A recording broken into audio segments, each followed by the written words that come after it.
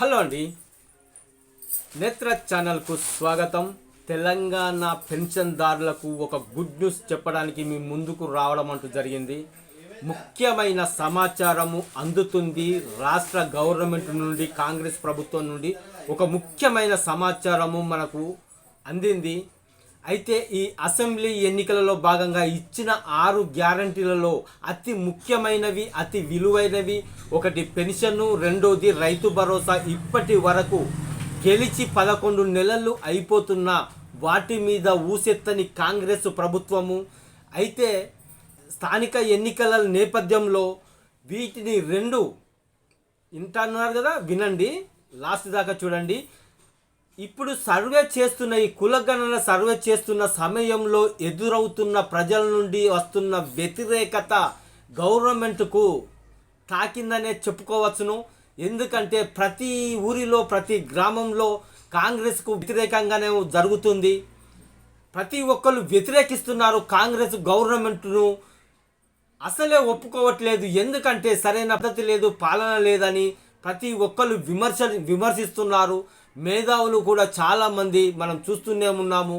మేధావులు సైతం ఇది ఏమి పాలన, ఇది పాలన ఈ విధంగా చేయకూడదు, అసలు ఈ పాలన కరెక్ట్ కాదు అని ఎంతోమంది మేధావులు కూడా చెప్తున్న తరుణంలో అయితే కాంగ్రెస్కు ఒక గట్టి దెబ్బే తాకిందని చెప్పుకోవచ్చును. ఈ సర్వే ద్వారా ప్రజల నుండి వస్తున్న వ్యతిరేకత గవర్నమెంట్కు ఖచ్చితంగా తాకింది.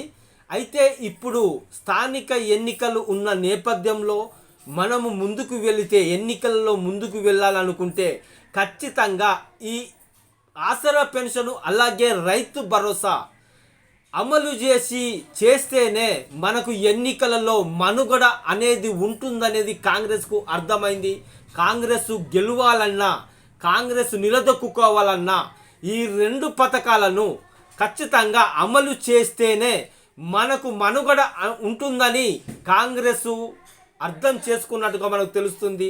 అయితే జనవరిలో వచ్చే ఈ స్థానిక ఎన్నికలలో భాగంగా అంతకు ముందే ఈ 2 పథకాలను అమలు దిశగా అడుగులు వేస్తున్నట్టుగా మనకు సమాచారం అందింది.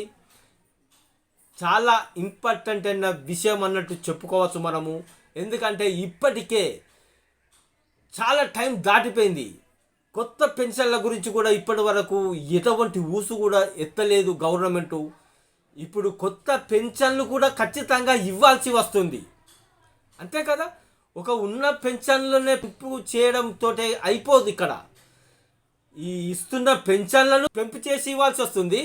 అలాగే కొత్త పెన్షన్లను కూడా ఖచ్చితంగా అమలు చేయాల్సిన అవసరం ఇప్పుడు కాంగ్రెస్ గవర్నమెంట్కు ఉన్నది. ఈ 2 ఇస్తూనే రైతు భరోసా 10,000 కాకుండా 15,000 ఇస్తామని అసెంబ్లీ ఎన్నికల్లో చెప్పిన మాటకు కట్టుబడి 15,000 రూపాయలు 2 దఫాల కింద అమలు చేయాల్సిన అవసరం కూడా ఖచ్చితంగా కాంగ్రెస్ గవర్నమెంట్కు ఉన్నది. లేకుంటే ఇవి 2 పథకాలు అమలు చేయకుంటే కాంగ్రెస్ ప్రభుత్వం ఘోరాతి ఘోరంగా తెలంగాణలో నామరూపాలు లేకుండా పోతుందనే వాస్తవము కాంగ్రెస్ పెద్దలకు అర్థమైంది. ఇది ఈ నెలలో ఖచ్చితంగా ఇది అమలు చేసే దిశగా అడుగులు వేస్తున్నట్టుగా తెలుస్తుంది. అమలు చేస్తే మాత్రం చాలా మందికి ఉపయోగకరంగా ఉంటుంది. Okay, right.